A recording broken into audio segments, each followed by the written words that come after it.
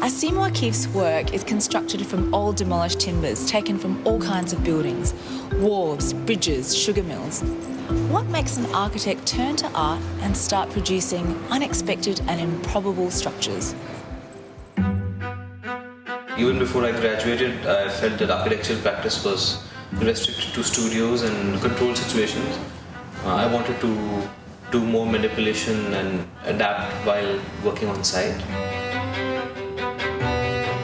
I'm trying to look at the potential of things that are discarded.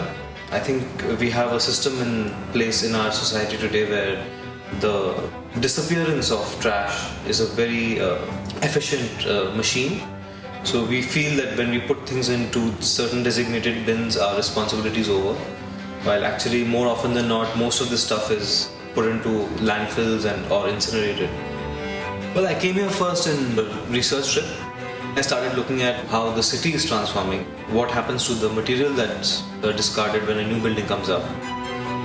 We found this amazing timber salvage yard just outside Brisbane called Kennedy's, and I guess that was the seed of the project.